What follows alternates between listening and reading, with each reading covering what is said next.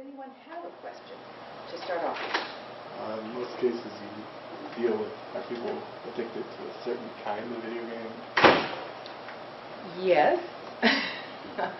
World of Warcraft is really high up there on that list. I would say it is at the top of the addictive games, in my experience.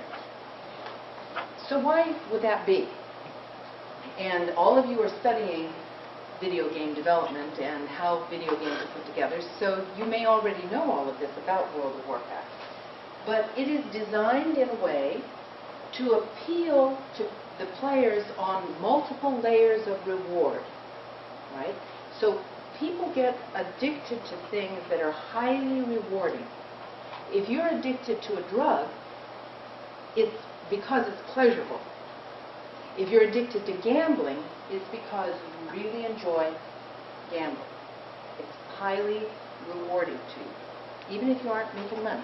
It's the effort to make money is rewarding. So World of Warcraft is a game which has intermittent reinforcement built into it. And do all of you know what I mean when I use that term? Is there anyone here who's not familiar with it? Intermittent reinforcement is something discovered almost 100 years ago by Skinner when he was studying rats and pigeons. And he discovered that you could get an animal to continue in a behavior endlessly almost if they were rewarded in an unpredictable way.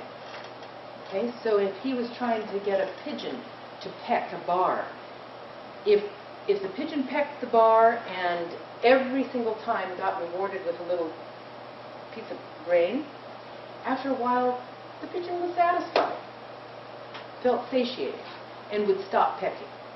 If the pigeon pecked the bar and didn't get rewarded enough, or not at all, the pigeon would give up. But if the schedule of reward was such that the pigeon would peck and didn't know when it was going to get rewarded, but it was rewarded often enough, it would just keep at it, kind of endlessly.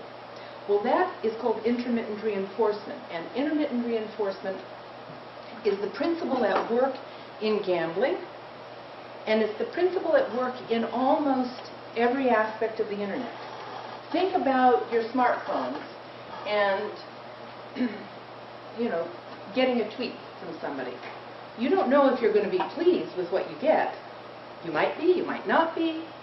You might feel rewarded, you might not feel rewarded, but you're going to check to see what it is.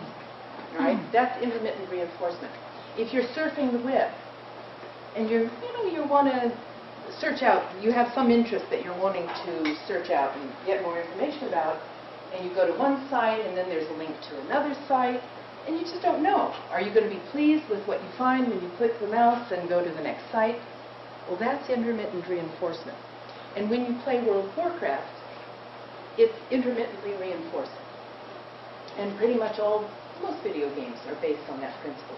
The unpredictability of what happens is part of what is challenging and interesting and reinforcing about it. Then, in addition to intermittent reinforcement, you have the social rewards built into those multi-user games. So when you play a game by yourself and you're really just playing against a computer, it can be engaging, satisfying in a lot of ways, but once you add the whole element of the community that you get to know and play with, compete against, cooperate with, those are called social rewards. And people like those. And that's very, very strongly reinforced. Then in addition to that, with World of Warcraft, you have, the storyline. People may like the storyline, and that's rewarding. The graphics can be very rewarding. People like those graphics. And the ability to create a fantasy character for yourself in the game that is different from who you are, that can be very rewarding. So you're piling on the rewards. So that and other MMOs are often the more the most addictive of the games, although people can certainly get addicted to other things.